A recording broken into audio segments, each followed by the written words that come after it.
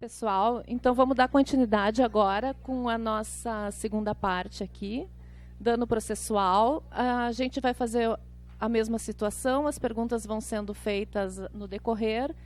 Nós vamos tentar fazer o intervalo, caso a gente deixe aberto, se acontecer o mesmo que de manhã, a gente faz da mesma forma, ou se der, a gente faz os 15 minutinhos de intervalo, certo? Então, com vocês, doutor Ney.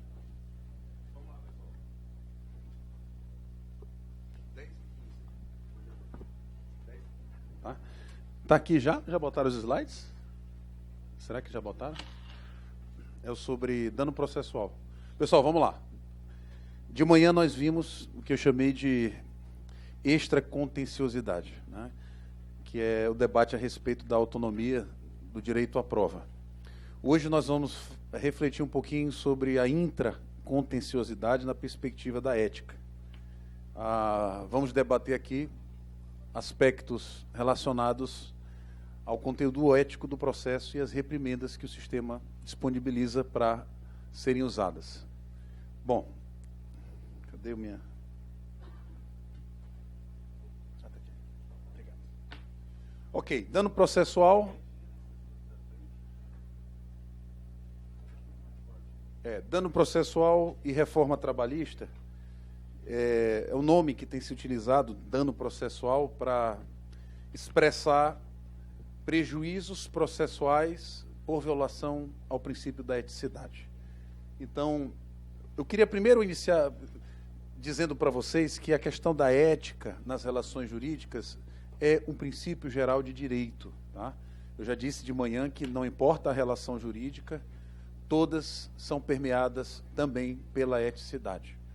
E interessante observar o Menezes Cordeiro, numa obra tradicional, clássica, Boa-fé no Direito Civil, ele disse que onde nasceu o debate da ética no direito, mesmo antes da Segunda Guerra Mundial, porque vocês sabem que direito e ética voltaram a namorar e se cruzar depois da Grande Guerra, mas antes da Segunda Guerra Mundial, onde nasceu o debate sobre limites éticos nas relações jurídicas não foi nas relações materiais, foi exatamente no campo processual. Foram juízes no âmbito do processo que começaram, mesmo sem preceito de lei, a fazer reflexões a respeito dos limites de atuação dentro do processo. Depois, essa eticidade ela veio e se incorporou no ordenamento jurídico, de modo que hoje nós podemos ter segurança em dizer que a ética é um vetor nuclear do direito contemporâneo e faz parte do modelo constitucional de processo. Quem lê o professor Cássio Scarpinella Bueno sabe que essa expressão modelo constitucional de processo é um sinônimo daquilo que está sintetizado no que nós chamamos de devido processo legal, que é um conceito guarda-chuva que admite e comporta diversas coisas. Certamente a ética é um elemento integrante do devido processo legal. Então nós temos hoje a boa-fé no direito privado e no direito público plenamente assentados. Nós sabemos que o próprio direito civil, o Código Civil, fala que a boa-fé deve ser observada, né, tanto na admissão quanto na execução e no final dos contratos. Enfim, você tem hoje na lei expressões que fazem adstrições severas ao comportamento das partes, atendendo ao princípio da eticidade.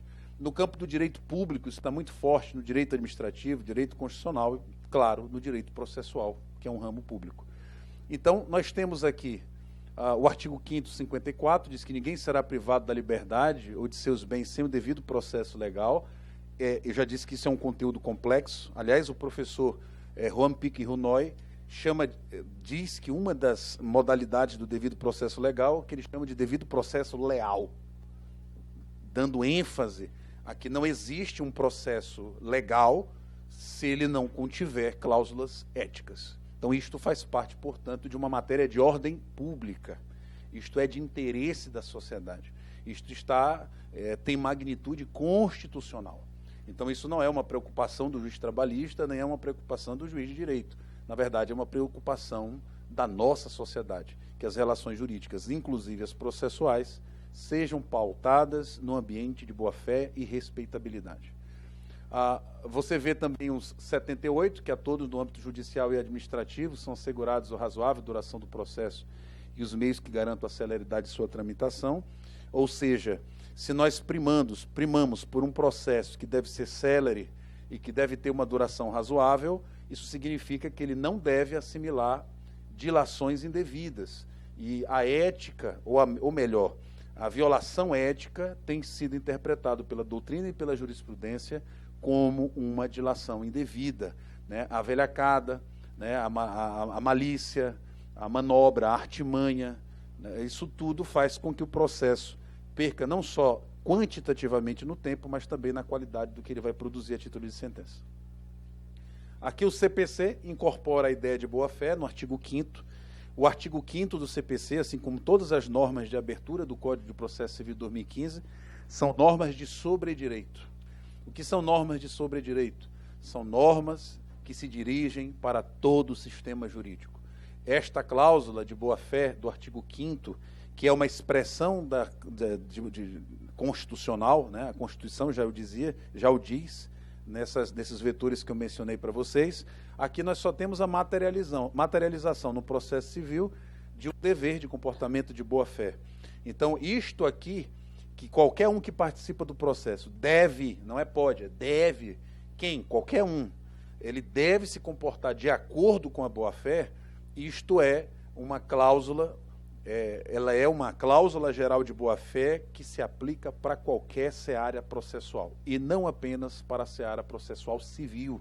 Muito embora seja canalizado externamente na abertura do Código de Processo Civil, esta diretriz é para todo e qualquer processo, por isso que nós dizemos na doutrina que é uma norma de sobredireito, ou seja, tem aplicação plena em qualquer ramo processual.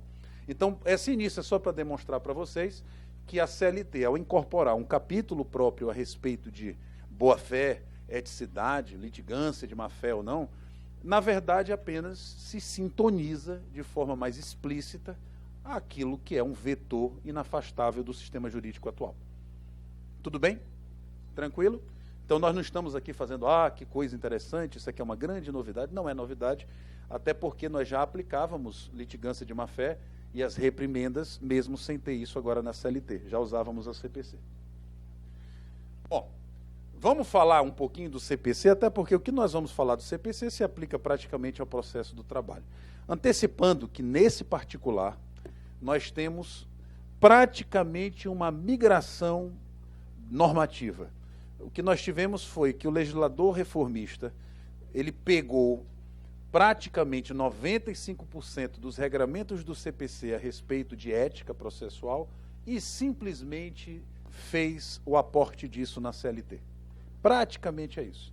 Então não há novidades, tirando a grande novidade do sistema, esta sim uma novidade no sistema processual em geral, que é a previsão atual de que a testemunha que mente dolosamente, se é que há mentira que não seja dolosa, mas a testemunha que dolosamente desvirtua os fatos, passa a sofrer uma reprimenda específica através de multa. Eis aqui a grande novidade, não só no âmbito processual trabalhista, mas no âmbito processual em geral, porque não havia uma cláusula expressa e inequívoca com esse tipo de reprimenda para a mentira da testemunha. Para vocês terem uma ideia, já há juízes de direito fazendo a mão dupla, aplicando supletivamente a CLT no processo civil. Aplicando multa às testemunhas que estão mentindo no juízo lá na Justiça Comum. Então, mostrando, portanto, que nós chamamos de diálogo das fontes. Né, que o sistema... vejam bem, se a base é a ética, e se a ética é um vetor integrante do modelo constitucional de processo, portanto, a CLT fez uma aproximação mais forte da ética no processo. E o CPC se aproxima da CLT para assim ficar mais próximo da Constituição. Aqui, gente, quando eu falo para os alunos da graduação, é um movimento complexo. O direito hoje é em rede. Né? Então, nós temos o diálogo horizontal entre os sistemas, o processo civil, o processo de trabalho, o processo penal, mas todos eles olhando para cima, para a Constituição, que é o nosso grande modelo constitucional. Então, a CLT trouxe essa regra novidadeira e o CPC, os juízes de direito, começaram, portanto, a aplicar essa incidência da CLT, essa regra, também lá, porque eles acreditam que isso intensifica um vetor processual constitucional, o da eticidade. Tudo bem? Isso é um caso que é bem interessante, porque... Era para eu fazer? Era para eu fazer? Não era? Eu pensei que era, né? Vamos lá.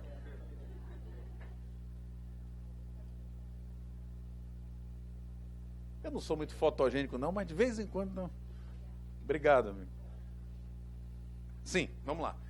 Vamos ver um pouquinho do CPC, porque nele nós vamos ter alguns aportes interessantes. Primeiro, o artigo 77, quem é que está abrangido subjetivamente no dever de boa-fé?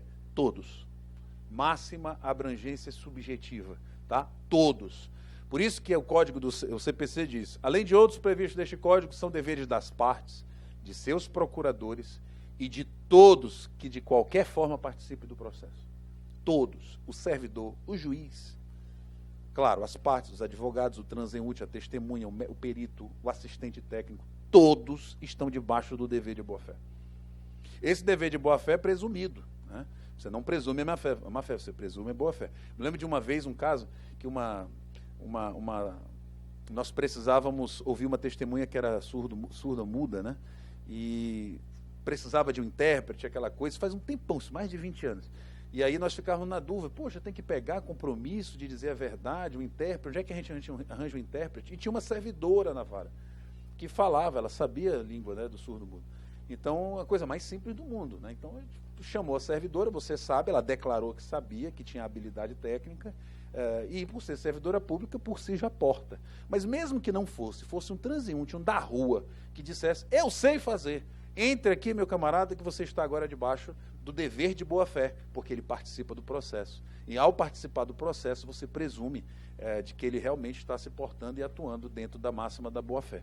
Esse alerta, por mais que não precise subscrever nenhum termo de compromisso de dizer a verdade ou fazer a verdade, mas só o simples fato dele aceitar o encargo processual de ser intérprete, isso já traz naturalmente a tônica de que ele está ali para fazer o que é o correto dentro dos parâmetros de boa-fé.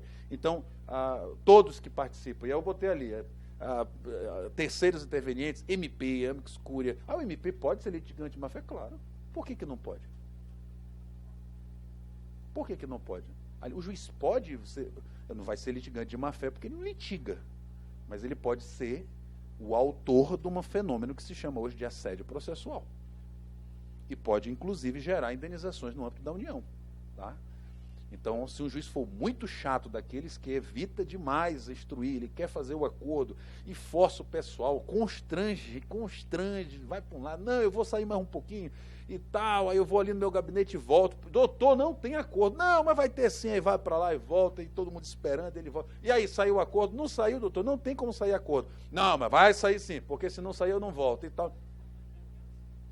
Eu falo isso porque tem juiz que é assim, né? Acontece, eu não estou falando de ninguém aqui porque eu não conheço, mas tem os cara para não fazer audiência faz de tudo. Então tem que ter muito cuidado, porque isto está sendo interpretado hoje como um assédio processual, forçando as partes a tentar fazer uma coisa. Não estou falando do juiz que é diligente, que é inteligente, que ele está ali fazendo o controle dele, tentando conduzir as partes a um acordo, faz as técnicas que sai, volta, é diferente. Eu estou falando aqui realmente do juiz que está abusando desse dever dele, né, do direito-dever de tentar a conciliação.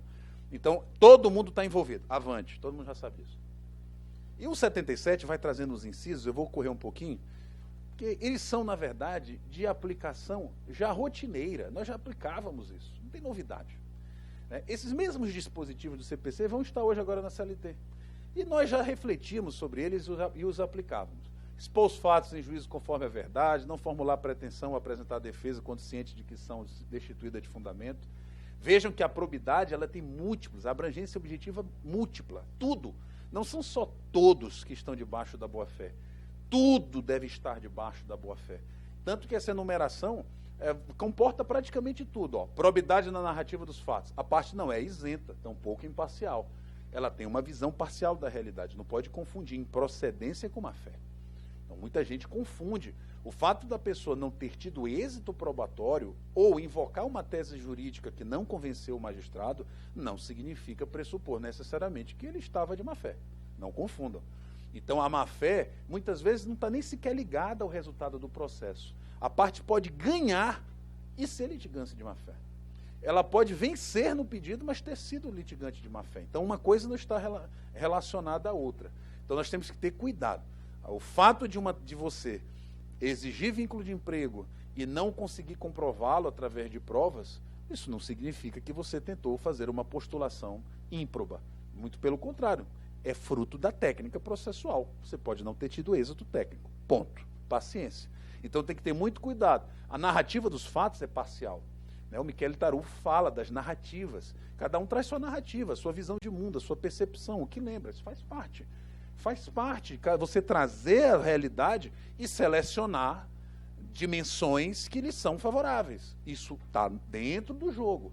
O que eu não posso é manipular, o que eu não posso é ocultar, o que eu não posso é deturpar deliberadamente, visando a fazer um convencimento equivocado do juiz acerca dos fatos. Aí, isto de fato viola a eticidade. A probidade na fundamentação das pretensões. Vejam, eu não posso arvorar-me em pretensões que realmente não tem como. Aqui é o famoso caso da fimosa ocupacional. Vocês souberam disso? É o Platão. Platão vai falar aqui para vocês. Quer ver? Fala, doutor Platão fala do negócio da fimosa ocupacional. Vai ficar... Bom, o que aconteceu?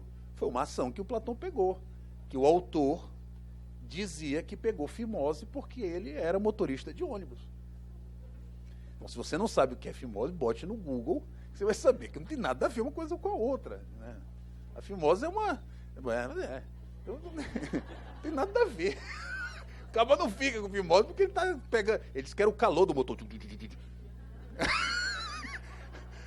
É a trepidação, não existe. Ou seja, poxa, é manifestamente incabível, indevido. E o Platão deu uma sentença em poema. Pede fimose não há. Então, ele fez um poema na sentença. Foi interessante esse caso. Ou seja, não dá, não tem condição. Vejam bem, a empresa alega o 62 da CLT. A empresa alega, não, ele é externo, incompatível com controle de jornada. Aí quando tu vai ver nos autos, a contestação junta controle de ponto. Ou seja, você apresenta uma defesa manifestamente destituída dos fatos e não relacionada àquilo que é incontroverso. Né? É comum isso acontecer, né? Não, ele era externo e incompatível. Mas peraí, mas vocês têm controle de ponto juntado. Não, doutor, mas era externo. Isso é litigância de má fé. É litigância de má fé. Diga. Ai, meu Deus.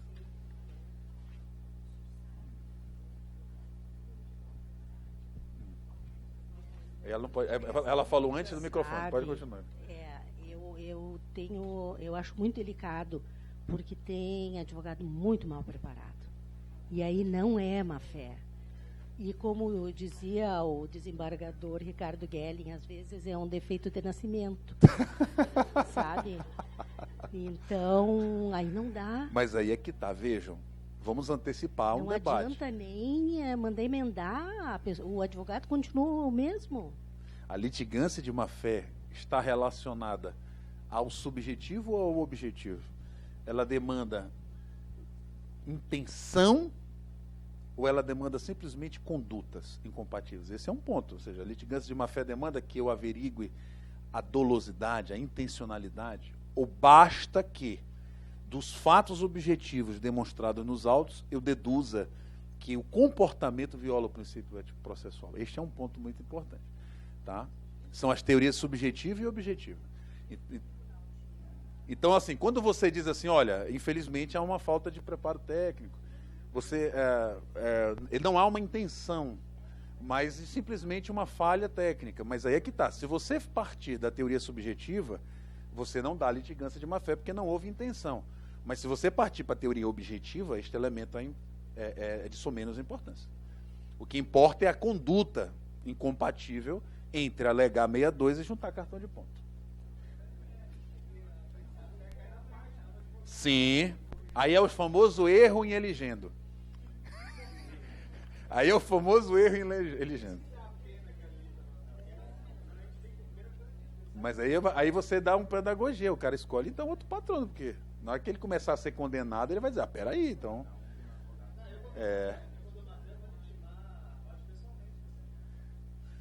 Não, é para saber, boa, isso é importante, excelente técnica, porque às vezes o cara não está nem sabendo. Ele não vai nem saber que você reconheceu essa parte como litigante de má fé. Isso é muito bem interessante. Então, assim, você tem essas alegações. Por exemplo, hoje, a tomadora de serviço dizer que não tem responsabilidade alguma, quando já tem, né, decisões do STF dizendo que sim, a responsabilidade é subsidiária, ou seja, uma tese já batida, não haveria uma litigância de má-fé nisso. Nós somos coniventes, mas aí isso é uma litigância de má-fé, deduzindo pretensão manifestamente incabível. Avançando. Não produzir prova, não praticar atos inúteis, desnecessários, ou seja, probidade na produção da prova. Não é só probidade como postula ou fundamenta uma alegação. Também é quando ele tenta provar, né? Testemunha por carta rogatória. Uma vez eu peguei um caso que, nitidamente, a reclamada queria postergar o processo e ela era um caso simplesmente de um pagamento de salário que o advogado disse: doutor, eu vou postular uma carta rogatória para Portugal. Eu falei: doutor, mas como assim? Não, eu quero ouvir uma testemunha em Portugal porque... Eu falei: mas doutor, é salário, tem que ter recibo. Não, mas aí é o direito fundamental à prova. E aí como é que fica?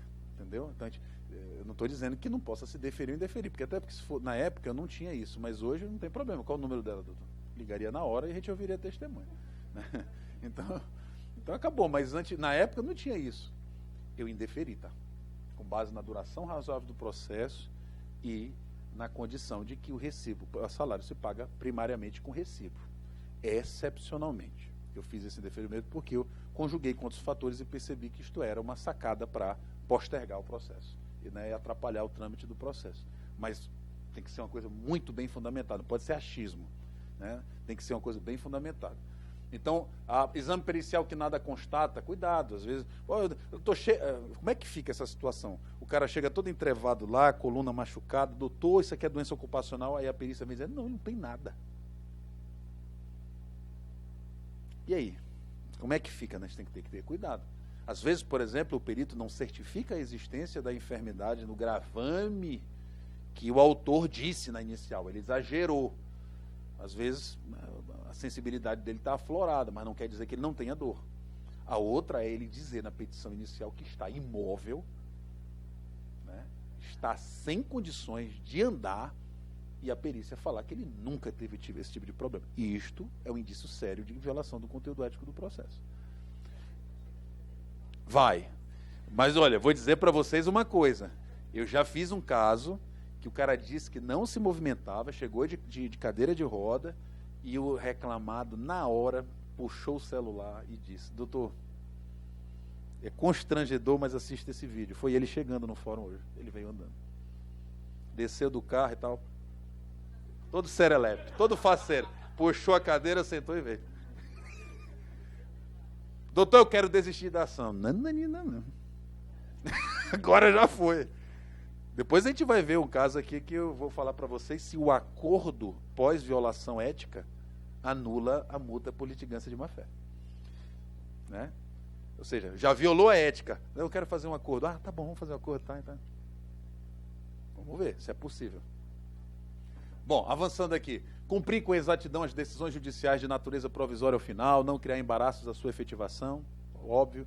Não praticar inovação ilegal ao estado de fato do bem ou direito litigioso.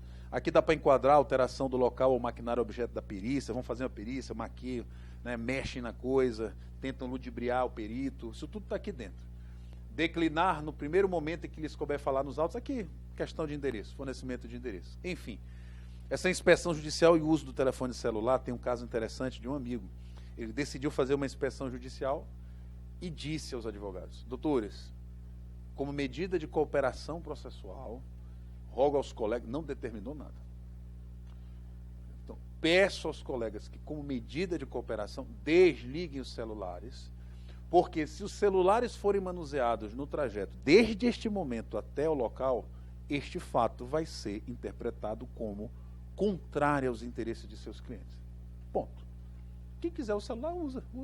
Aí a advogada falou: isso é proibido, o juiz não pode proibir a gente de usar o celular. Ele não proibiu? Proibiu? Não. Oi, estão indo aí, tá fazendo... Gente, o juiz falou: não vamos fazer perícia. A inspeção judicial. Tá? Alguém quer produzir mais prova? O senhor não vai fazer? Não. Você quer que eu faça a inspeção judicial? Não, eu também não quero. Então está encerrada. Ora, o que aconteceu? Vocês já imaginaram. O juiz não disse que o uso do celular seria interpretado contra os interesses da empresa? E mesmo advertido, a advogada deliberadamente não violou, não ligou para a empresa dizendo que ele ia lá, ele disse, voltou atrás da inspeção e já tinha um elemento probatório suficiente para condenar a empresa.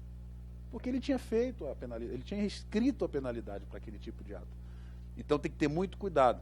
A gente tem que, ou seja, você não pode realmente determinar que ninguém não usa o celular, especialmente advogado. É a mesma coisa, advogado, doutor, eu posso levantar? Eu falei, doutor, você não precisa pedir autorização para sair da sala de audiência, fique tranquilo, vai. Só que quando o senhor sai, eu registro, quando o senhor volta, eu registro. O advogado é livre para sair e voltar, né? Desde que não esteja em instrução, não fique saindo, mas fique tranquilo. Então é o tipo de coisa que você não pode determinar, mas você pode dirigir os atos, fazendo essas colocações para que todos sejam envolvidos na boa-fé.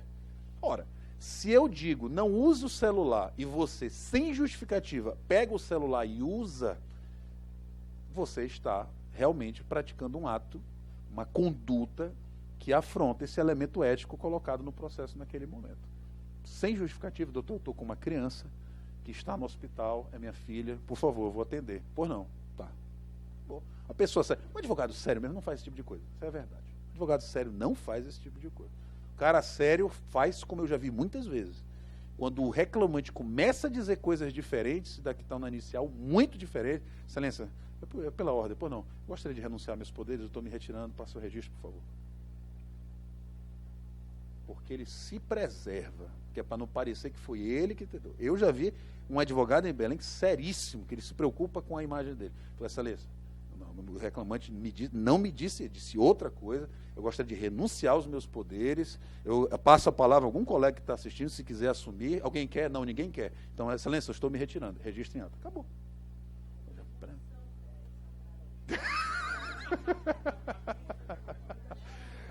Não acontece isso aqui, não? Não. Bom, vamos lá. Avançando.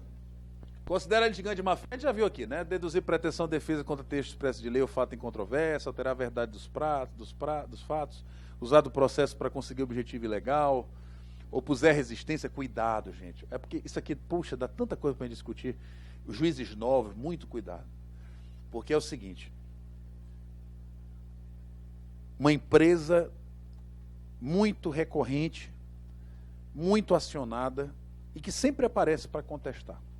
Um dia ela não aparece. Revelia.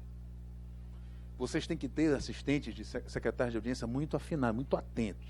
Quando acontece uma coisa diferente, e aí o meu secretário veio comigo, doutor, é o seguinte, essa empresa sempre vem, sempre contesta, desta vez ninguém apareceu, embora intimada.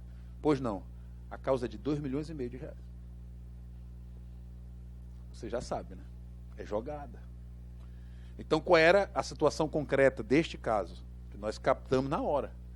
Havia um imóvel de 2,5 milhões de reais penhorado na vara, que estava sendo submetido, que ia ser submetido a leilão, para atender a vários processos de 2 mil, 3 mil, 5 mil, 6 mil, 20 mil. E uma pessoa entrou com uma ação a mando do sócio para, através de uma revelia, conseguir um título judicial de 2,5 milhões e esta pessoa ir lá e adjudicar o imóvel. Com isso, ele salvaria o imóvel. Então, na hora. Ou seja, não é comum a revelia da empresa. É incomum também a causa de pedido deste processo e o seu pedido, alcançando a cifra milionária.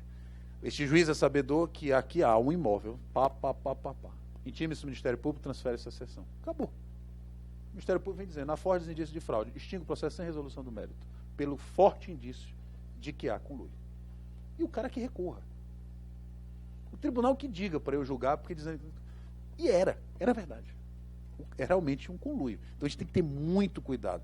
Por isso que às vezes naquele corre-corre do dia a dia a gente tem que ter cuidado. Quando acontece uma coisa diferente, você tem que estar atento, você servidor tem que estar atento para acionar o juiz, porque isto pode ser, senão nós somos usados para o ilícito, para alcançar objetivos ilícitos. Então, tem muito dessas coisas. Proceder de modo temerário em qualquer incidente do processo. Eu lembro quando logo que eu entrei, o oficial de justiça foi intimar um reclamado, ele chegou na casa, estava fechada, e aí ele perguntou para uma pessoa que estava ao lado, o senhor conhece o seu José?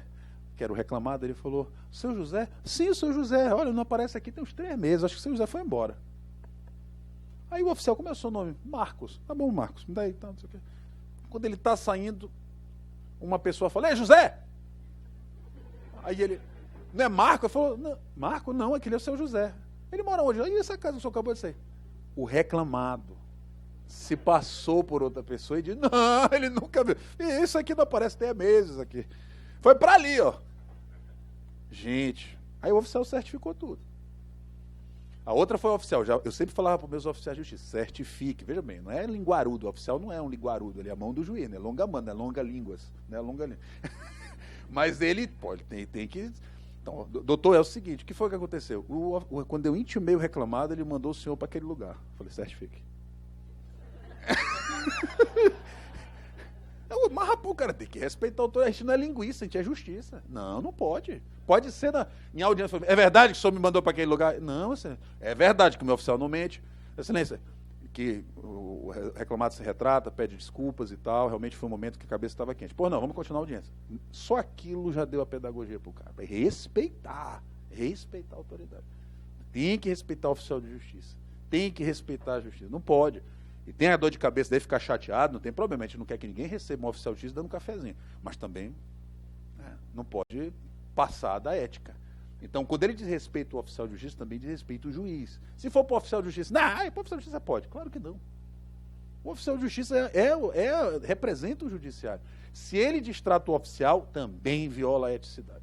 Então, atitudes temerárias, desarrazoadas, assodadas, inconsequentes, devem sofrer a devida reprimenda e o oficial deve realmente certificar. Uma vez o executado foi lá, eu era servidor, a gente estava conversando, né? O executado foi lá no balcão da secretaria, deu uma mãozada assim, pá! E disse, quero ver que é um macho que vai penhorar um bem na minha casa. E foi embora. Aí o linguarudo fui lá com o doutor Itamar, o juiz. Ei, doutor Itamar, diz que veio um cara aí dizer. Doutor Itamar, como é que é? Eu falei, foi, diz que lá é que nem um macho lá. Chame os 2 oficiais de justiça mais grandão. Aquele policial federal, que era um policial federal que tinha 2,10 metros. Eu sou atacante de futebol, ele era o zagueiro, eu sofria. Porque ele jogava com a arma também aqui. Então eu não fazia gol. Quando ele me marcava, eu não fazia gol. Primeiro porque ele era bom, alto, e segundo porque se eu fizesse, tinha medo dele puxava para mim. Então, chama aquele policial, vão agora e cheguem antes dele na casa dele. Pronto, meu irmão, os oficiais. Diz que esse cara, quando chegou na casa dele, a justiça estava lá, opa, pode abrir aqui a porta que a gente vai penhorar bem. Diz que o cara, ei, pessoal, você não sabe nem brincar.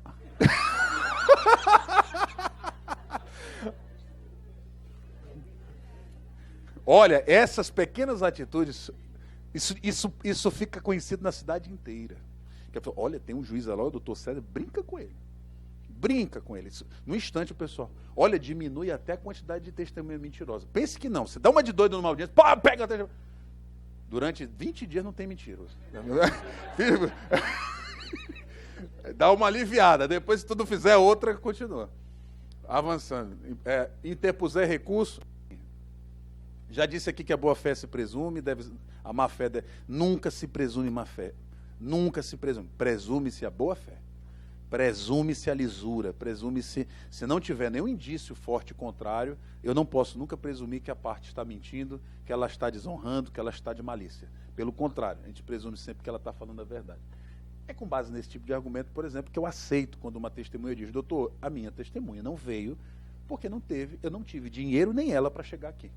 Em Macapá, no Amapá, a única jurisdição trabalhista é a capital. Gente, no Amapá, o cara para sair de uma cidade de 200 quilômetros de Macapá demora 10 horas. Então eu presumo a boa-fé. Não tem jeito. E isento das custas. Quando chega na terceira vez, eu já começo a inverter. Eu falo, não, peraí. Aí também. Que até para reclamada, para entender que a gente também não está ali para proteger ninguém. Eu falo, não, é a terceira vez, amigo. Eu vou te cobrar R$10. Cadê o teu 10? Ei, doutor, dá R$10 aí. Porque você sabe que a gente pode isentar parcialmente. Eu posso cobrar dele 10, 15, 20, 30, dependendo do porte financeiro da pessoa, R$10 ele não janta mais, nem toma café. Então a gente tem que ir levando. Avançando. O artigo 81 do CPC, de ofício ou requerimento, o juiz condenará o litigante a pagar multa, indenizar e também honorários advocatícios. O artigo 81 do CPC, ele traz uma reprimenda mais forte em relação ao CPC de 73. Ele fala muita gente não observa isso, tá? Que a base de cálculo é o valor corrigido da causa, viu? Cuidado. No seu modelo, lá na sua tiver, que você aplica essa multa por litigância de má-fé com base no valor da causa, está errado, é no valor corrigido da causa. Isto é uma medida mais pesada, porque se o cara pediu 1 milhão, mas ganhou só 1.000, não é no valor da condenação, não, é o valor corrigido da causa. Então tem que ter muito cuidado. Se o autor exagerou na causa, ele vai pagar se for litigante de má-fé. E o réu vai pagar também, se for litigante de má-fé, porque o valor, a base é, a multa é a base de cálculo, a causa corrigida. É o que nós chamamos de tríplice penalidade, né? Uma multa, uma indenização e também os honorários advocatícios. Uma tese levantada pelo Jorge Souto Maior é a de que caberia uma multa por cada fato violador da ética.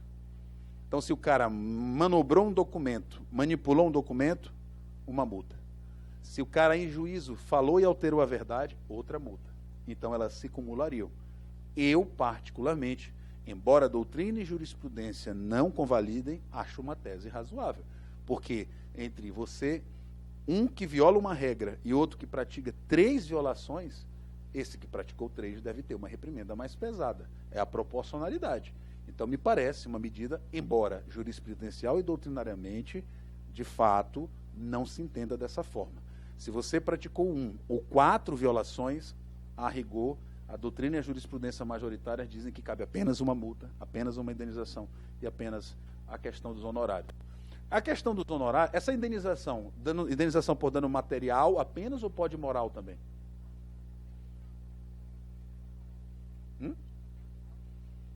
Você sabe que essa indenização é apurada nos próprios autos, né? Bom, como a lei não faz distinção, e as indenizações podem ser patrimoniais e extrapatrimoniais, nós defendemos, acreditamos que pode ser tanto dano material quanto também moral. Então, se for uma mentira extremamente grave, a ponto de violar não só o bolso, mas também a dignidade, a honra, direitos de personalidade, cabe também ao juiz fixar, naquele processo, também reparações de ordem moral. Tá bom? Pergunta a você se alguém já viu alguém fazer isso. Nunca vi. É melhor nem dar ideia, é verdade. Honorários advocatícios e suas despesas. Os honorários contam todos os pedidos ou só conta o pedido em que se violou a ética processual? Então, o autor pede adicional de salubridade, pede adicional de transferência e pede horas extras. Mas ele mentiu descaradamente só nas horas extras. Ele fraudou documentos só para as horas extras. A pergunta é, os honorários advocatícios que vão ter que ser pagos por ele vão reportar a qualquer dos pedidos feitos no processo ou apenas aquele relacionado ao fato que ele violou a ética processual? Tem entendido a doutrina e a jurisprudência, porque você deve dar interpretação restritiva a penalidades, que essa questão do encargo vai ser centrada ao pedido em que houve a violação ética processual. Então, este é mais um exemplo, tá, gente, de que o resultado da demanda quanto a esse pedido não vai interferir em quem vai pagar os honorários. É sempre quem violou a ética processual. Então, mesmo que o autor ganhe nas horas extras, apesar de ter mentido, apesar de ter... ele pode ganhar. Ainda assim, ele vai pagar os honorários os honorários advocatícios, porque ele violou a ética processual neste particular. Deu para entender? Fazer uma pequena incongruência toda a lei. A multa, se for o valor da causa, ela se compensa o valor do que? Pode ser, porque aí eu vou aplicar a base de cálculo da multa é o valor corrigido. O dos honorários não, né? Então veja que aqui, ó, multa porque assim, multa, que é o valor corrigido da causa. Além disso, indenização, que será apurada conforme o juiz, né? E honorários advocatícios. Aí você presume que o honorário advocatício está relacionado realmente ao pedido específico. Entendeu? Então, a base de cálculo da valor corrigido da causa está vinculada à multa, não aos 3. Tudo bem? O nosso tribunal diverge bastante, essa é uma das questões, eu queria saber a tua opinião sobre a compatibilidade com a assistência judiciária gratuita e a litigância de má-fé. E aí, pessoal? É compatível a concessão do benefício da justiça gratuita com a litigância de má-fé? o cara, mesmo litigante de má-fé, pode gozar dos benefícios da justiça gratuita? Infelizmente, olha o que está escrito aqui, cadê? Artigo 98, parágrafo 4º do CPC, aplicado supletivamente ao processo do trabalho, tá? Diz que não há incompatibilidade entre essas figuras. A concessão de gratuidade não afasta o dever de o beneficiário pagar ao final as multas processuais que lhe sejam impostas. Então, em tese, o código é claro, o CPC aplicaria no processo do trabalho pela via supletiva ou supletória. De fato, a lei parece ser clara no sentido de que o cidadão, mesmo violador da ética processual, ainda assim goza dos benefícios da justiça gratuita. Isto é extremamente polêmico. Eu, por exemplo, entendo que doutrinariamente tem uma crítica a essa legislação, porque eu acho que o benefício da justiça gratuita deveria cair se houve uso abusivo do processo. Então, a pessoa tem o direito ao benefício da justiça gratuita, mas se ele violar essas regras processuais de ética, ele perderia esse direito. Entretanto, a jurisprudência se firmou no sentido contrário. A concessão da justiça gratuita está centrada apenas em elementos econômicos. A declaração de que é pobre no sentido da lei. Não tem a ver com a ética ou não do processo. A nossa tendência é de sermos frouxos na aplicação da disciplina processual, enquanto país, enquanto sistema jurídico. Pois é, mas veja que o código é claro. O código diz o seguinte: tu podes até condenar, tu podes até cobrar essa multa, mas que o beneficiário é beneficiário da justiça gratuita, mesmo litigante de má-fé, ele é. Então, a rigor, eu não sei qual é o fundamento que eles usam, né? Porque a legem habemos, né? Nós temos lei. Uma lei é aplicada supletivamente, mas tem lei, que é o parágrafo 4º do artigo 98 do CPC. É criticável doutrinariamente, mas é a lei que temos. O CPC 2015, de fato, estabeleceu essa regrinha, que eu acho que fragiliza o aspecto ético do processo, que deveria ser valorizado. Cadê? Onde é que eu estava? Ah, sim. Vamos lá, avançando aqui. Como é que estamos de tempo ainda? Ah, não, tem bastante tempo, 35 minutos. Então vamos avançando. Litigantes de má-fé, regime geral, já falei. Quando forem 2 ou mais os litigantes de má-fé, o juiz condenará cada um na proporção de seu respectivo interesse na causa, ou solidariamente. Quando o valor da causa for irrisório. Gente, isso aqui é besteira, está na lei, né? Tudo bem? Podemos avançar para a gente? Está na lei. Qualquer coisa que a gente já aplicava, isso está na CLT agora. Cadê? O parágrafo 2º do CPC diz que, assim, este, por exemplo, não está na CLT. Ato atentatório à dignidade da justiça. Daí o porquê que o regramento da eticidade processual não se esgota na CLT. A gente continua se valendo do CPC, tá? Aqui é um exemplo. Ato atentatório à dignidade da justiça não veio para a CLT. Isso não se aplica ao processo de trabalho? Claro, se aplica através do 769 da CLT. Ou seja, há uma omissão e há uma compatibilidade, porque a ética também é um vetor do processo do trabalho. Então, a violação do disposto nos incisos 4 e 6, quais são os 4 e 6? Está aqui, ó. Cumprir com exatidão decisões judiciais de natureza provisória ou final, não criar embaraços à sua efetivação e não praticar inovação legal, estado de fato de bem. Violar esses dispositivos é também, não apenas litigância de má-fé, mas ato atentatório à dignidade da justiça, conforme 77, parágrafo 2º. Aqui, o valor remete para a União ou para o Estado, dependendo de que justiça nós estamos falando. No nosso caso é para a União. Então, aqui o credor, o destinatário da verba, é realmente o Estado, né? Lato sensu. Então, você tem aqui, portanto, uma improbidade qualificada. Não é apenas uma... Toda ética, para mim, viola também o Estado. Toda ética viola, ataca o juiz. Só que tem atos que, de fato, são afrontas diretas ao próprio Estado juiz. E isto é ato atentatório à dignidade da justiça. Então, está aqui, ó, sem prejuízo das sanções criminais, civis e processuais, multa de até 20% do valor da causa, de acordo com a gravidade da conduta. O juiz tem essa tarifação para fixar. Pode acumular esta com a litigância de má-fé? Não só pode, deve. Então, o juiz pode não apenas reconhecer a litigância de má-fé e reverter o valor à parte contrária, como também pode reconhecer o ato atentatório à dignidade da justiça e estabelecer esse valor a favor da União ou do Estado. Não, aqui fala o quê? Não, ele fala em 20% do valor da causa. Aliás, é um questionamento que eu boto aqui. Por que aqui também não é do valor corrigido? Acho que foi uma incongruência. Se para a parte o valor tem que ser corrigido, por que para a União e para o Estado não deveria ser também valor da causa corrigido? De todo modo, cuidado nas minutas de decisões de vocês, porque se você bota do valor corrigido, o cara reforma isso no tribunal, porque na lei fala do valor da causa. Quanto a essa acumulação da litigância de má-fé e da multa por ato atentatório, lhe pergunto, seriam em momentos diferentes do processo ou eu posso aplicar elas ao mesmo tempo? Pode, ao mesmo tempo. Ao mesmo tempo. Aí já começa a engordar um pouco. Porque aí é o seguinte, o mesmo ato, e isso naturalmente ocorre, ele provoca essa infração ética qualificada, não só referente à parte, mas frente ao próprio estado de juiz. Por isso que é a dignidade da justiça. Então você pode, ao mesmo tempo, aplicá-lo. Como também nada impede que você aplique em momentos diferentes. Então você pode reconhecer a litigância de má-fé e só lá na frente, por um ato, um ato temerário, por exemplo, na hora de cumprir uma tutela provisória, de reintegração no emprego, por exemplo, a empresa malandramente tenta evitar que o trabalhador assuma suas funções, ali você reconhece que também é um ato atentatório à dignidade da justiça. Então, nada impede que temporalmente sejam em momentos diferentes. Não tem nenhuma exigência de que seja ao mesmo momento, não há nenhuma exigência nesse sentido. Aqui tem alguém que coloca o seguinte, será que isso pode ser usado para penalizar transeuntes, infiéis depositários?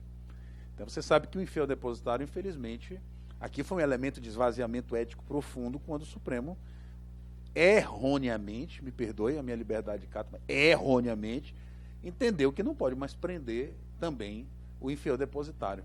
Uma coisa é um infiel depositário contratual, e este era o caso que o Supremo estava julgando. Só que ele, analisando um caso de infiel depositário contratual, estendeu a figura para qualquer infiel depositário, inclusive o judicial. Aí é diferente, o judicial o cara assume um ônus público, é diante de um processo. Infelizmente isso esvaziou. Eu me lembro que eu ainda cheguei a atuar, eu era servidor ainda, quando nós tínhamos ainda a competência de prender, e isso era, em 24 horas a ação estava paga, o processo estava pago. Você mandava prender, o cara arranjava dinheiro não sei aonde, 24 horas estava pago. Era o melhor instrumento de execução que nós tínhamos. Então, aí, depois nós ficamos debatendo, o B1, que vocês sabem, é o grande nome no Brasil sobre execução.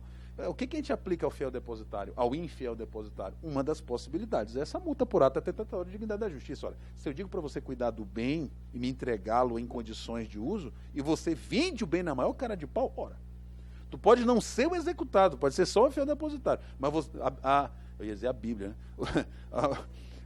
O CPC, agora a CLT, não diz que todos devem participar com base na boa-fé, inclusive o fiel depositário. Ora, sobretudo o fiel depositário.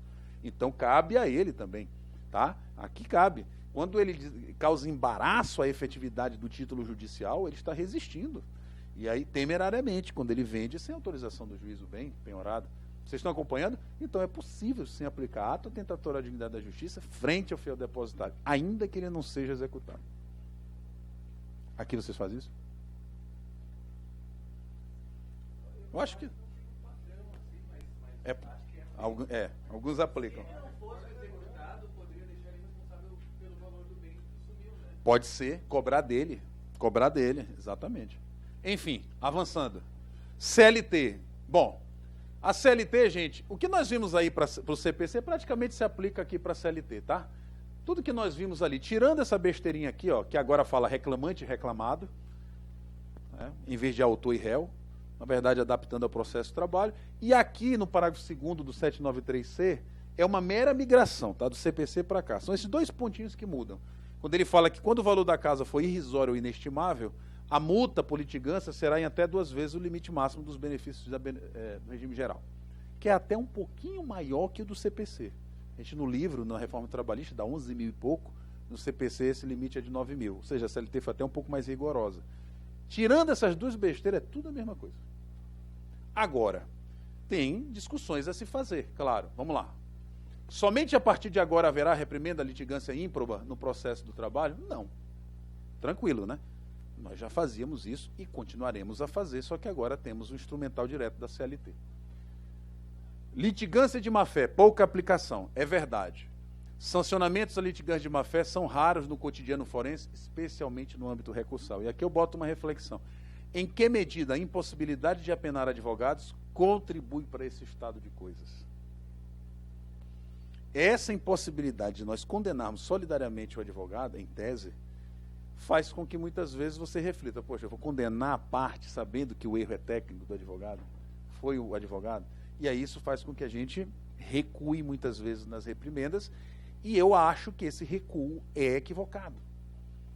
Eu acho que o recuo é equivocado. Nós deveríamos fazer a reprimenda da parte, infelizmente, ela escolheu mal o profissional. Ela tem que ter o direito de também tomar conhecimento da qualidade técnica dos profissionais que seleciona. Faz parte. Então, a gente tem a litigância de má-fé e tem um problema que é geral. O primeiro grau sanciona e o segundo grau retira. Isso parece realmente bastante recorrente. Então, a leitura que o primeiro grau faz e a leitura que o segundo faz quanto à reprimenda ética dentro do processo. Eu passo por esse Brasil aí, é sempre a mesma queixa. Não sei identificar onde é esse problema, mas há realmente um problema no âmbito dos tribunais de uma dificuldade de afirmar e reafirmar a autoridade do juiz do primeiro grau quando fazem as suas reprimendas éticas. Não estou dizendo que o primeiro grau está sempre certo. Eu só estou dizendo que parece que há fortes indícios de que a presunção é que ele está sempre errado. O dele sanciona a parte de litigância de má-fé. E quem está ali no dia a dia, quem está ali no enfrentamento, outro dia, não sei se vocês viram, divulgaram um vídeo de um preposto fazendo um depoimento, que o juiz dá uma ralhada nele e fala, cale a boca, não sei o quê. Bom, realmente, analisando ali o recorte, foi um abuso. Só que eu fui na hora no grupo que eu falei, colega, mas peraí, eu não sou menino também, não. A gente não sabe o que aconteceu antes, a gente não sabe o que foi esse processo, qual é o contexto, a gente não sabe. Então eu não posso julgar o colega por um retrato de 2 minutos numa audiência. Aparentemente ele foi arbitrário, mas eu não vou agora dizer crucificar o colega, porque eu não sei o que é o contexto do processo. Eu não sei o que esse cara falou antes, se ele mandou o juiz para aquele lugar, não sei se já tem uma rusga entre eles, se a empresa... Entenderam? Então a gente tem que ter muito cuidado. Esses recortes, né, essas imagens fotográficas de momento, a gente tem que ter muito cuidado, porque a audiência é uma coisa mais complexa. Né? Então, a gente tem, digamos assim, essa dificuldade. E aí vem a questão, isso vai mudar com a reforma trabalhista? Tem mudado. Porque parece que a ideia é que a gente sancione mais.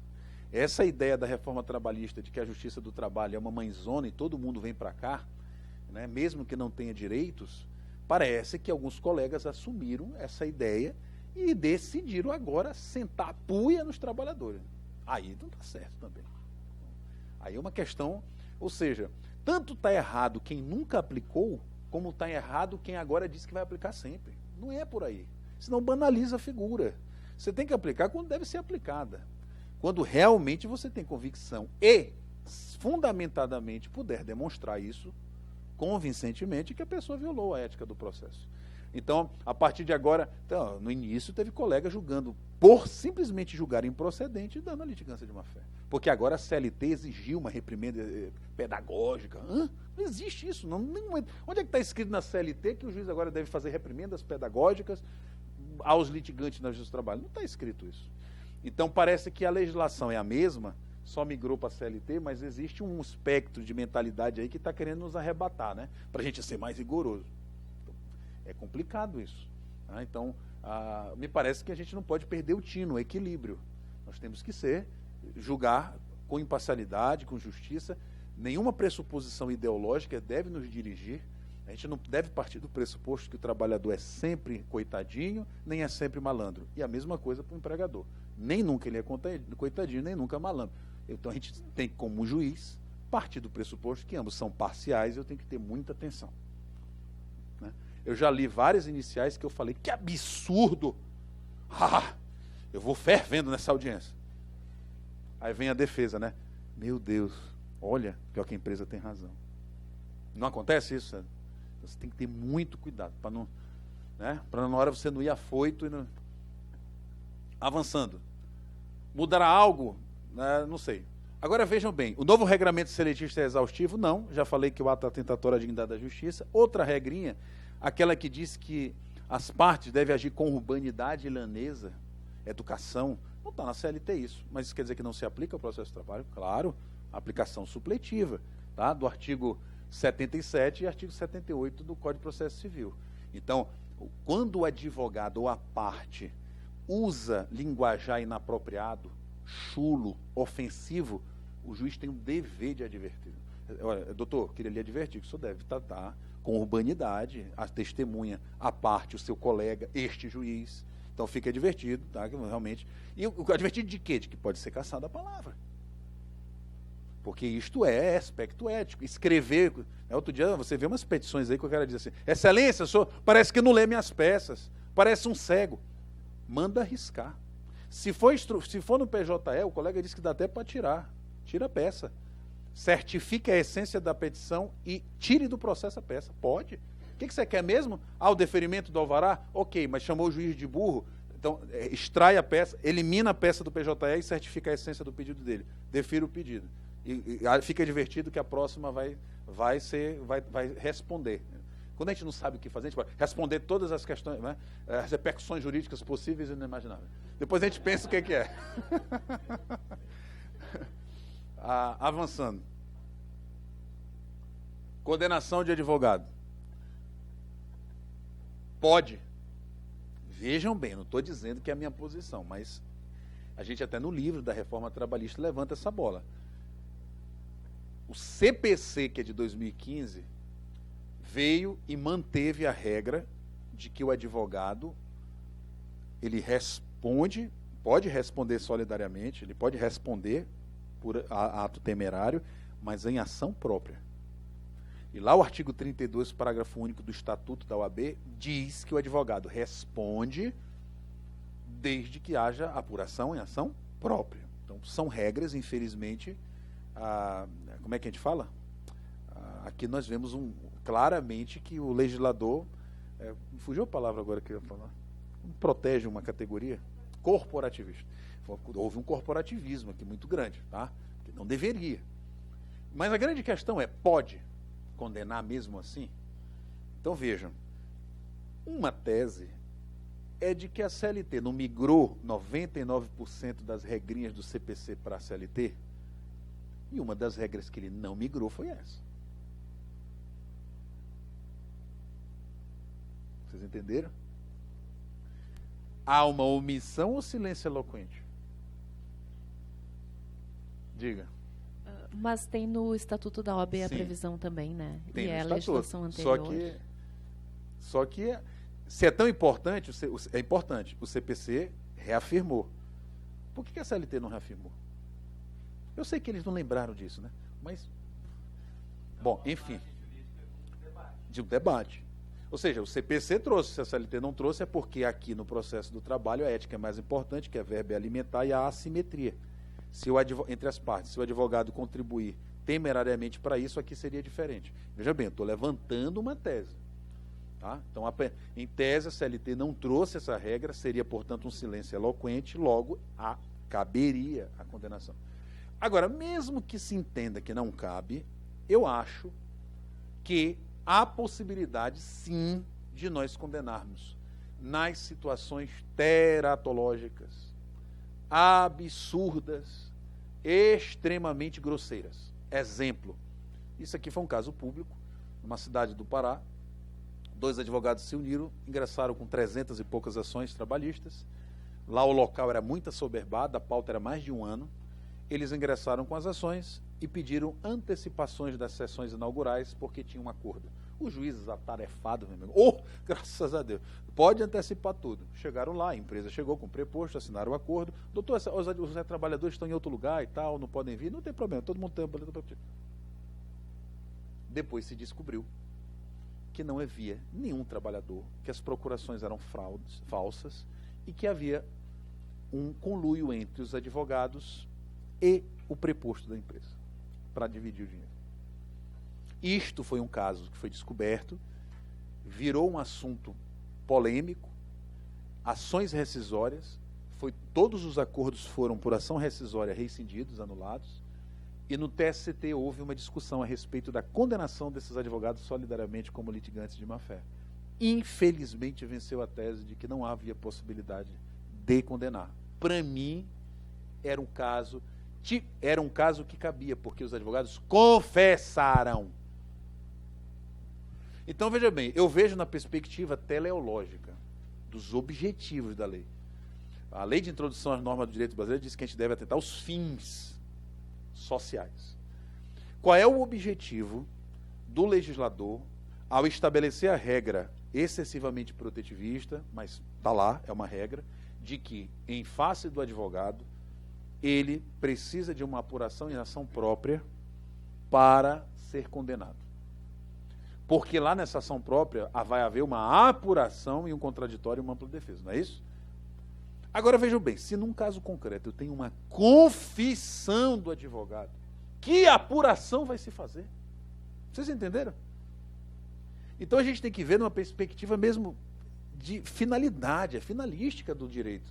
Ou seja, se naquele caso concreto há confissão real de que houve fraude, que apuração eu preciso esperar em ação própria? Já está esgotada essa apuração por própria declaração do tal. Então caberia sim. E aqui a gente invocaria o artigo 8º do CPC, que fala em proporcionalidade, razoabilidade e eficiência. Então é desarrazoado e desproporcional deixar de condenar o advogado que no próprio processo confessa ter atuado como improbus litigator. Ou seja, como violador da ética processual.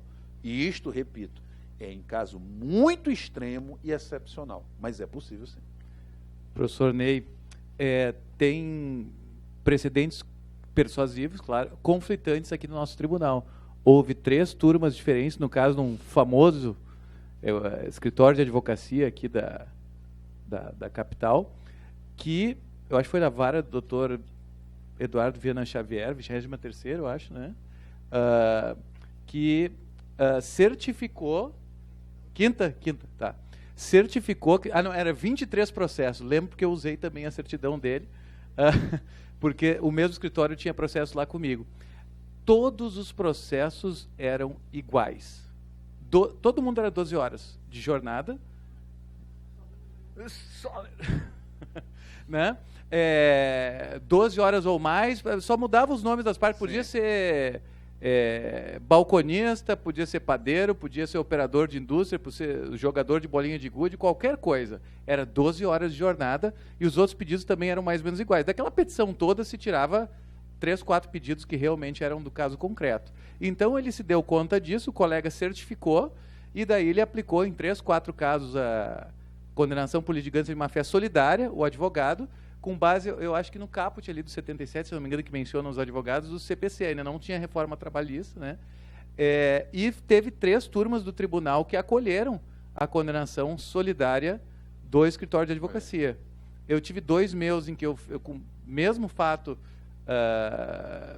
que também julguei da mesma forma, só que eu não coloquei condenação solidária, eu coloquei condenações individuais, ou seja, o escritório de advocacia e os advogados que atuaram a litigância de má-fé e a parte, separadamente, a litigância de má-fé. Porque o advogado estava jogando a condenação para a parte e ele estava continuando a delinquir.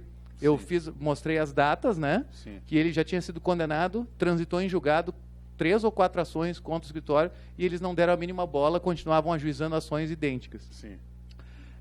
E daí, um não foi julgado ainda dos meus e o outro foi derrubado com base no artigo 32, que teria que ser em processo separado, embora se reconheça que a má-fé eloquente está comprovada. Nesse caso houve confissão, não? Não houve confissão, mas tem são 32, quase 30 processos. Né? Exato. Mas mesmo assim, eu acho que se não há confissão, é difícil. Mas enfim, eu acredito que é possível, nesse caso que eu mencionei para vocês, que haja a confissão, o cara foi lá, não, realmente, a gente fez isso e tal. Tem mais o que apurar.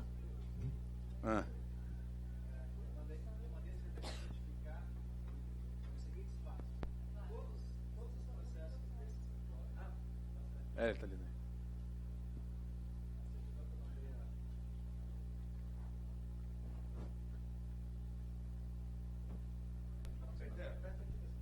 Alô.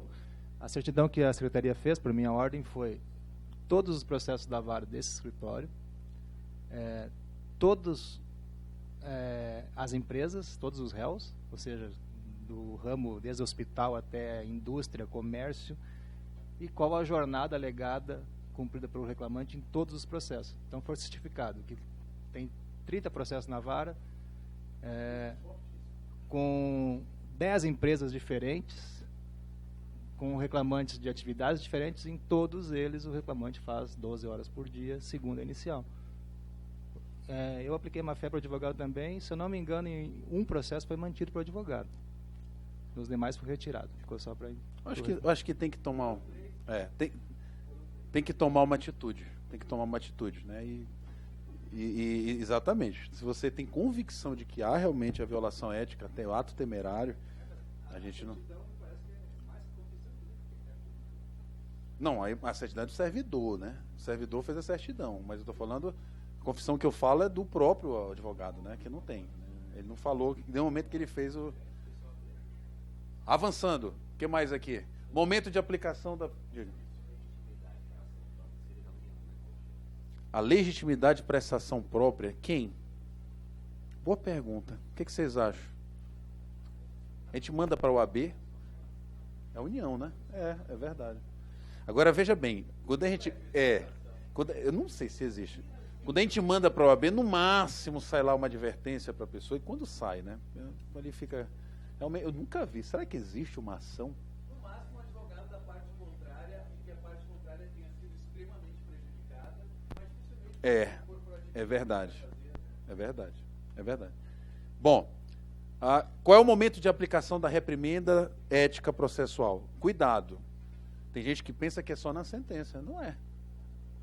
Quando eu era substituto, às vezes a gente ia para uma vara e você fazia instrução e por algum motivo não terminava a instrução. Tinha você pedia um ofício ou ouvia uma outra testemunha, não sei.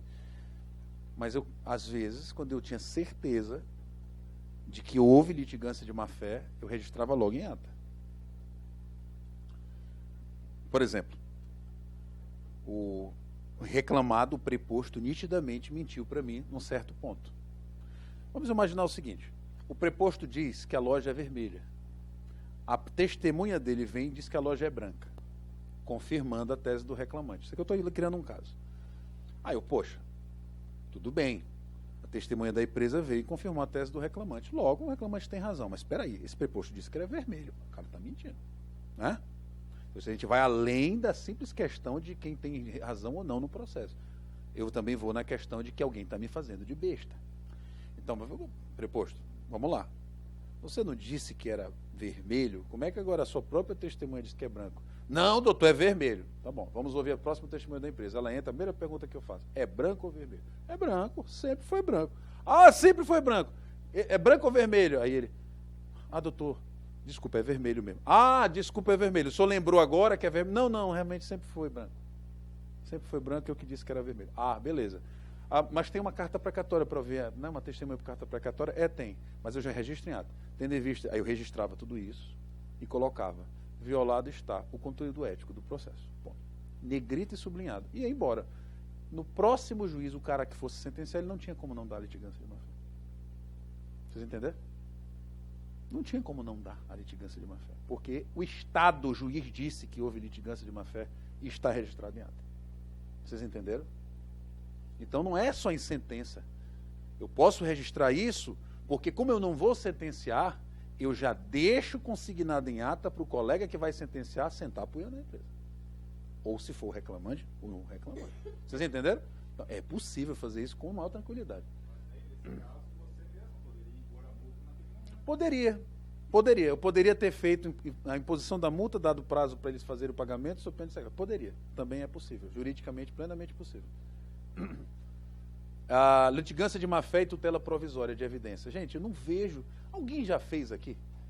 Tutela de evidência por violação ética. Você sabe que uma das hipóteses da tutela de evidência é quando a empresa invoca um aspecto manifestamente infundado, viola a ética do processo. Eu nunca vi. Por exemplo, a empresa alega que é 62 da CLT, mas junta cartão de ponto. Típica hipótese de caso que o juiz já pode fazer a tutela de evidência. O que é a tutela de evidência daí? Mandar pagar as horas extras, na hora. Mas tem uma carta precatória para ouvir uma testemunha sobre o tema de uma possível justa causa. Ok, mas vai pagar agora as horas extras, pelo menos no valor de tanto. Vocês entenderam? É possível. Tutela de evidência, por violação ética do processo. A gente não faz, mas é um instrumento que está aí para todo mundo fazer. Acordo envolvendo verba trabalhista, efeito sobre a litigância de má-fé. A pergunta é, tendo havido litigância de má-fé, mas havendo acordo posterior, cobra-se o valor da multa? Eu peguei um caso que era uma discussão de vínculo de emprego, cuja dona era uma escolinha de nível fundamental. Ela chegou comigo e disse que não tinha vínculo de emprego, que aquela pessoa nunca trabalhou na escolinha, apesar de ter vários documentos, pastas de aula, diário de classe, documentos de e-mail dela para reclamante dizendo, poxa, você não vai apresentar as notas e tal, ou seja, fortes indícios de vínculo de emprego. E ela dizia que nunca houve qualquer prestação de serviço. Vejam, uma coisa é eu dizer que não há vínculo de emprego, tá? Foi vínculo foi eventual, foi autônomo, foi, poxa, uma diarista. A outra é, não, nunca me prestou para serviço. Então ela nunca prestou nenhum doutor, nunca vi essa mulher. Poxa, mas espera aí, tem aqui e-mail seu, tem aqui documento da escola assinado por ela. Doutor. E um dos documentos era uma declaração de que a pessoa tinha uma carga horária na escola assinada pela diretora. E eu perguntei quem é essa diretora. Ela falou, não conheço, essa pessoa nunca vi, doutor. A dona da empresa. Aí a reclamante vira para mim e diz, doutor, esta mulher é a irmã dela, é diretora da escola. Aí eu perguntei, essa mulher é sua irmã? Ela falou, não conheço, doutor, não sei nem quem é. Aí eu falei, só sabe que eu descubro isso rapidinho. Então a senhora disse que registrei tudo em ata, que a pessoa está, mesmo sobrenome. Essa pessoa não conhece, não é sua irmã. Quem é que estava lá fora? A irmã. Eu vou lá, minha senhora, entra aqui e tal. Aí eu, entra aqui, por não. Sente aqui ao lado da sua irmã, ela não é sua irmã? É. Falei, muito obrigado, pode sentar.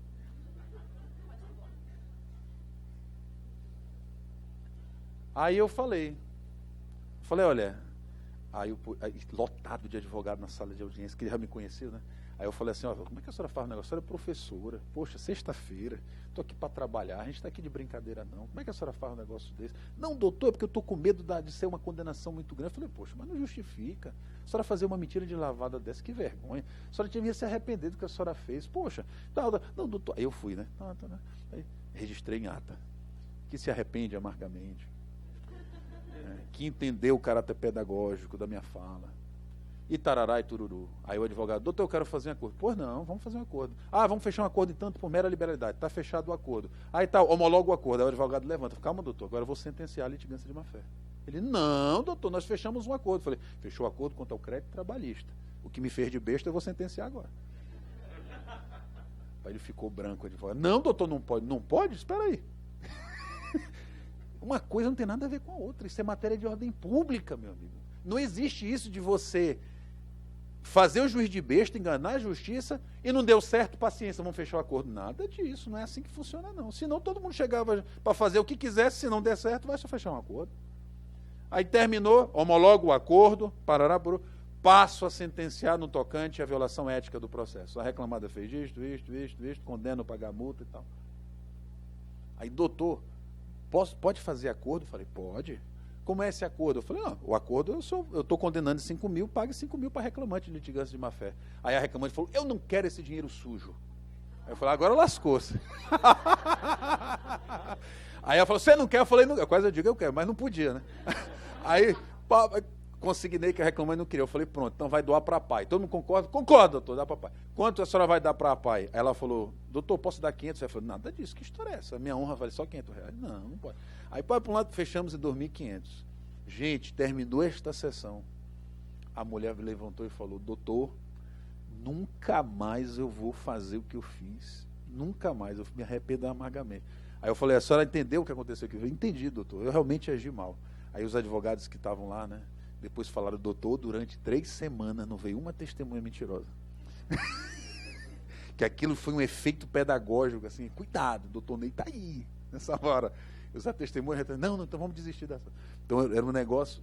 O que eu quero dizer para vocês é que o acordo não elimina a multa de litigância de má-fé. Vocês entenderam? Há sim plena possibilidade de o juiz apenar a parte, mesmo ela tendo feito com a outra parte. Por quê? Porque eu deixo a violação da litigância de má-fé não é só frente àquela parte. Se for ato atentatório à dignidade da justiça, aí mesmo é que não cabe, porque o destinatário da multa é outra pessoa, né? A União ou o Estado. Hã? Não, isso aí foi em Belém. Bom, eu acho que a gente consegue aqui matar isso aqui em 10 minutinhos. Pode ser? 15 para as 4 faz intervalo? Pode ser, pessoal? Pronto, que a gente retermina mesmo. A grande novidade é essa história aqui da multa, né, da testemunha. Por improbidade testemunhal. É nome feio, né, mas é isso. Improbidade testemunhal. A partir de agora, eu já disse para vocês que essa é a novidade do sistema processual como um todo. Eu liguei para um amigo meu, Mouta, que é processualista civil. Falei, Mouta, está sabendo que a reforma trabalhista trouxe a possibilidade de multar a testemunha que mente? Ele falou, não, é possível. Eu falei, claro, nunca imaginei isso. Sério, tem agora? Não, vamos usar também agora no processo. Porque esta é uma novidade mesmo. A testemunha já podia ser apenada porque ela se recusava a depor. Está lá no CPC, artigo 730, 825, a gente usa isso supletivamente, mas não porque ela mentiu. É realmente a primeira vez que isso é previsto no ordenamento jurídico de maneira explícita. Tá? Então, segunda coisa que eu quero destacar para vocês. Veja aqui, ó, aplica-se a multa prevista no tal, lá no 793, que é a litigância de má-fé, a testemunha que intencionalmente alterar a verdade dos fatos ou omitir fatos essenciais ao julgamento da causa. A execução da multa prevista neste artigo dá-se-á nos mesmos autos. Vejam aqui, por favor, tá? Cuidado. Não vão escrever que a testemunha litiga de má-fé, tá? A testemunha, ela é sancionada porque depõe de má-fé, não é porque ela litiga de má-fé. O fato da lei falar que aplica-se a multa do 793-C quer dizer apenas que ele está mandando se aplicar uma multa que é a multa prevista para litigância de má-fé, a violação ética da parte. Mas vejam que a testemunha não litiga, ela depõe. Por isso está errado dizer que a testemunha litiga de má-fé. Ela depõe de má-fé. É diferente. Outra coisa importante a destacar é que claramente aqui, saindo da regra geral, demandou-se análise subjetivista, dolo e intencionalidades. Veja que quando o sistema demanda intencionalidade, ele diz. Portanto, a gente presume sempre que a ideia é objetiva, a ideia é boa-fé, conduta. Quando eu quero falar de boa-fé e intenção, a lei expressamente assim o declara. É o caso do 793D. Então aqui, gente, não tem jeito. Você pode até intuir, tu podes até achar que a testemunha mentiu, mas tu não tem prova de que houve dolo, não tem como multar. Cuidado, alguns colegas se empolgaram logo que saiu a reforma e saíram multando à torta e direita as testemunhas. Só porque houve uma divergência entre a testemunha e a outra, ou ela e o reclamante. Cuidado. Divergência na impressão dos fatos é natural. Então eu não posso nunca presumir a dolosidade. Eu tenho que presumir a boa-fé. Eu tenho que presumir que houve uma mera divergência na apreciação, no relato dos fatos, na narração dos fatos, que é natural. Agora, lei fala em intencionalidade. Como se prova isso, eu não sei. É muito difícil. Mas é isso que está escrito na lei. Terceiro, eu não coloquei aqui, mas veja uma coisa importante.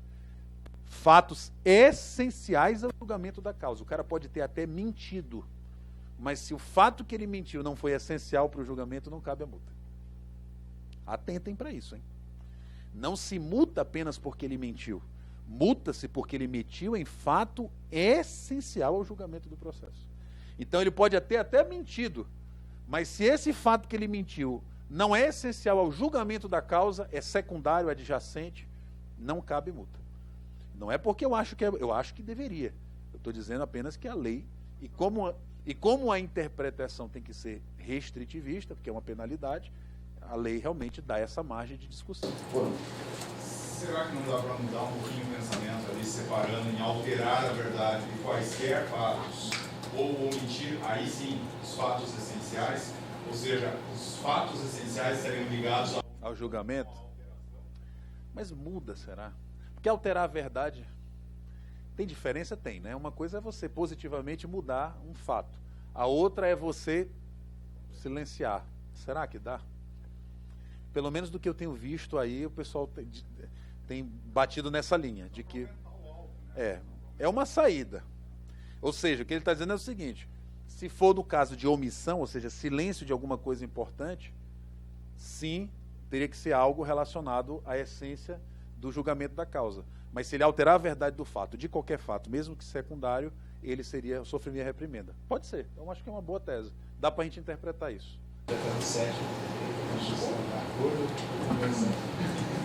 Pois é. É porque gramaticalmente é forte a tese dessa distinção, porque senão seria assim, ó.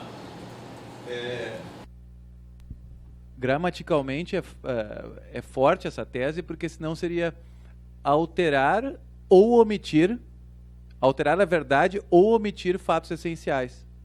E dessa forma ficou separadinho, né? É, verdade. Alterar a verdade dos fatos, Eu acho que é omitir possível fatos mesmo. essenciais. Vamos. Terceira edição da reforma, eu vou te citar na nota de rodapé. Dá mesmo. Vocês entenderam aqui? Ele está propondo que a gente veja, alterar a verdade dos fatos uma coisa e omitir fatos essenciais outra. Ou seja, no caso, uma testemunha que altere a verdade dos fatos em qualquer fato, já caberia multa. Agora, se ele calar, omitir com relação a um fato que é essencial, não essencial, não caberia multa. Eu vou pensar bem nessa tese. Muito boa, excelente. Avançando. A gente já está indo para o fim. A testemunha agora, antes de tomar o compromisso de dizer a verdade, deve ser advertida não apenas das questões penais, mas também do sancionamento processual. É imprescindível isso, gente. Lá no meu modelão já está mudado.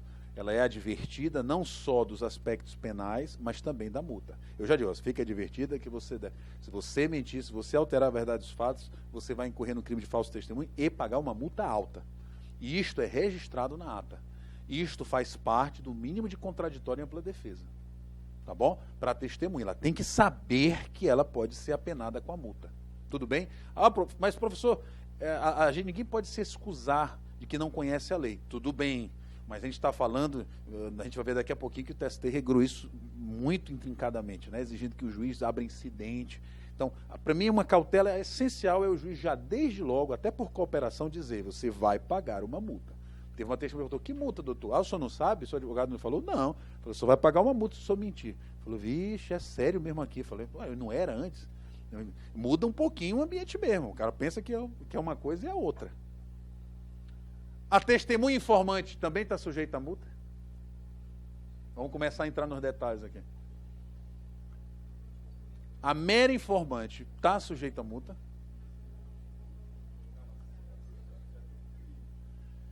Pois é. Veja bem, o dever de boa-fé é de qualquer que participe no processo em qualquer função. A testemunha informante é testemunha. Ela não está debaixo do compromisso de boa-fé para fins penais, mas para fins processuais de multa, ele é plenamente destinatário da ideia de ganância de má-fé, ou de improbidade testemunhal. Então, mesmo a testemunha informante, ela está passível de sofrer reprimenda por multa, por mentir no seu depoimento. Pode ser aplicada de ofício? Pode, porque lá no caput do 793D diz, aplica-se a multa do 793C. E o 793C fala em atuação de ofício. Então o juiz pode aplicar de ofício. Quem será o beneficiário da multa? Quem é, gente? O da litigância de má-fé, quem é o beneficiário? A parte contrária. E da multa aplicada à testemunha, a lei não fala. O que a gente deduz? Se a testemunha arrolada, mentirosa, é do autor, quem recebe? Quem seria prejudicado com o depoimento? O réu. Se a testemunha arrolada pelo réu é a mentirosa, presume-se que ele quer. Agora, se a testemunha arrolada pelo autor e ela veio mentir para desfavorecer o autor, a multa vai para quem? O autor está penalizado, mas veja bem, a gente descobriu que ela mentiu. É o autor, gente. Então é possível que a multa aplicada a uma testemunha arrolada pelo autor reverta ao autor, se ficar provado que esta testemunha veio mentir contra o autor. Quem recebe é quem vai ser prejudicado pelo depoimento ímprobo. Tudo bem? Isso aqui já são construções que a gente faz porque a lei não diz. A gente tenta propor razoabilidade. Diga.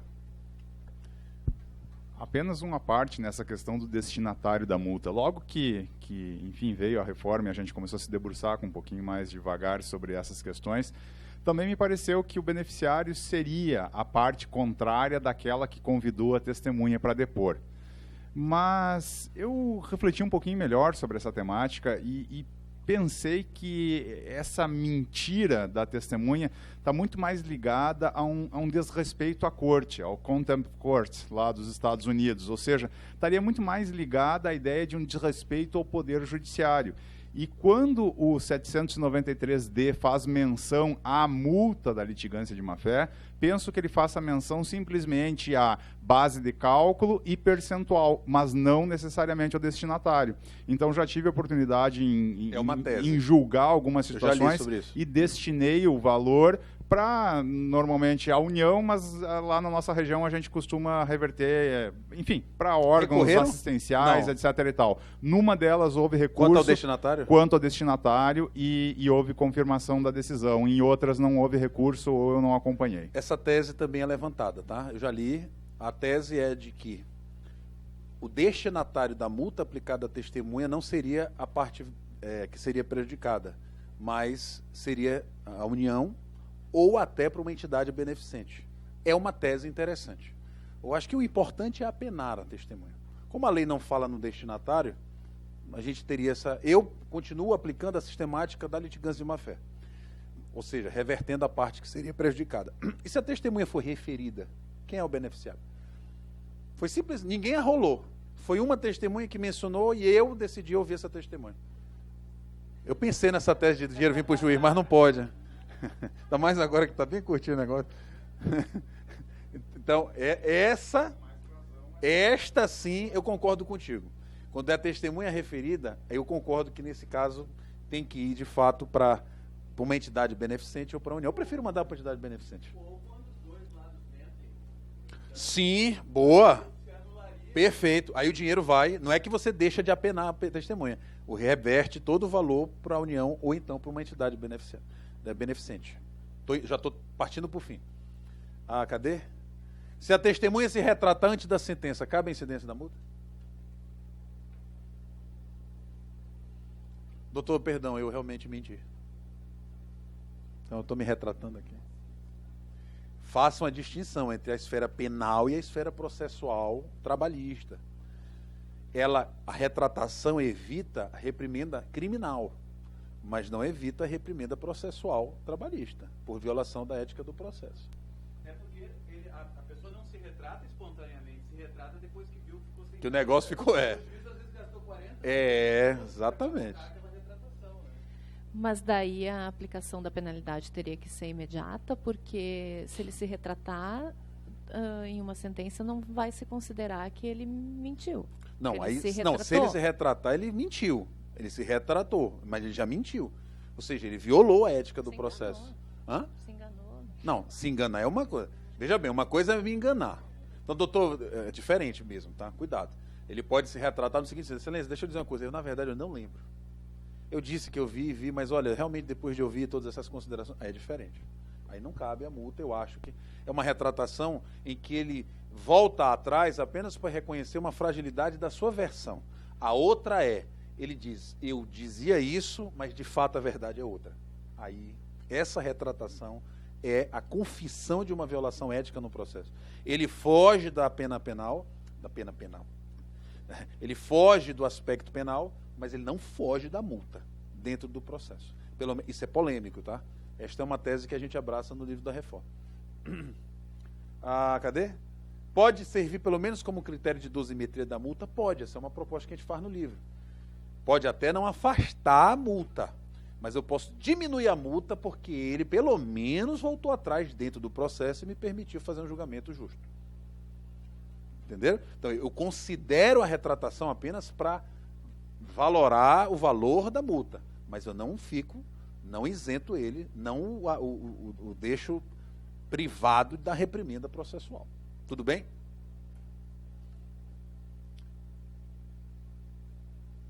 Se o magistrado não se convencer da intenção fraudatória, ainda assim pode remeter cópia de peças à autoridade competente para apuração de possível crime de falso testemunho? Eu não consegui me convencer nem achar provas de que a testemunha mentiu. Ainda assim, eu posso mandar peça para o Ministério Público Federal? Pode, claro. Quem tem a incumbência e competência de fazer essa apuração é o Ministério Público Federal. Então, mesmo se eu tiver dúvida, eu posso encaminhar. Ou seja, ainda que eu não tenha segurança de aplicar a multa processual por improbidade testemunhal, eu devo encaminhar para o Ministério Público Federal se eu tenho indícios de que houve mentira. Tudo bem? Eles lá é que vão apurar isso. Então, uma coisa não impede a outra. A testemunha pode recorrer da sentença que a condenou por improbidade testemunhal? Claro, sim. A testemunha recorre como terceira interessada.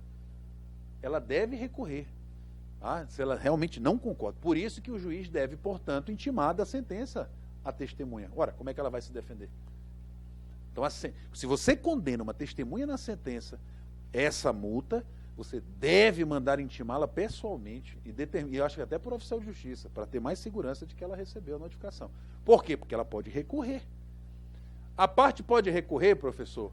A parte recorre para tentar salvar o material probatório a seu favor. Mas ela não pode recorrer apenas para tentar retirar a multa. Quem tem legitimidade para isso é a testemunha, não a parte. Então, cuidado. Se o recurso é unicamente para afastar a multa, ele não tem legitimidade, a parte. Quem tem que recorrer é a testemunha. Agora, se a parte recorre para dizer, doutor, o senhor foi muito rigoroso, não é por aí. Ela não apenas não mentiu dolosamente, como exige a lei, mas ela fez um depoimento até razoável e a meu favor, coerente. Ou seja, ele quer salvar o material probatório e, por consequência, naturalmente, cai a multa. A multa é um efeito da recorribilidade dele e não o tema central da sua recorribilidade. É diferente, entendeu? Tudo bem? A testemunha, cadê? O recolhimento da multa constitui pressuposto recursal? Não. OJ 409. Ele não precisa, para recorrer, fazer o recolhimento prévio da multa. O TST tem jurisprudência no sentido de que ele recorre normalmente. Agora vejam bem. Por último, pode haver condenação de testemunha sem contraditório prévio? A meu ver, basta o juiz advertir a testemunha antes do seu depoimento. Isto é o suficiente para que ele saiba que o que ele vai dizer pode ser usado contra ele na sentença. Entretanto, o TST não entende assim. Baixou uma instrução normativa, que é a Instrução Normativa 41 de 2018, cujo artigo 10, parágrafo único, exige a instauração de um incidente processual que vai ter que oportunizar a testemunha, contraditório, ampla defesa, o juiz tem que dizer quais os fatos controversos. Ou seja, na verdade, criou um incidente onde a lei não diz que tem que ter incidente. Qual a saída, tá? Porque a gente aqui não está só para falar de teoria, né? A gente está falando de prática. O que eu faço na prática? A minha recomendação, abra o incidente. Entretanto, evite fazer isso na sentença. A pior coisa é você estar com a sentença para fazer e, converto em diligência para abrir prazo para a testemunha falar sobre os fatos tais, porque eu estou pensando em mutá-la. Aí é processo caranguejo, né? Vai para trás, não pode. Eu recomendo aos colegas o seguinte, independentemente se você vai julgar o processo, recomendo que, terminada a instrução, terminado o depoimento, e tendo indícios de que houve improbidade testemunhal, na hora abra o incidente dizendo, testemunha tal, tenho grandes indícios de que você está mentindo no ponto tal do processo. Gostaria que o senhor falasse sobre isso neste momento. E a testemunha, eu estou achando que o senhor está mentindo nesse ponto. Por quê, doutor? Porque esta testemunha disse isso, essa testemunha disse isso. E está diferente do que o senhor está dizendo.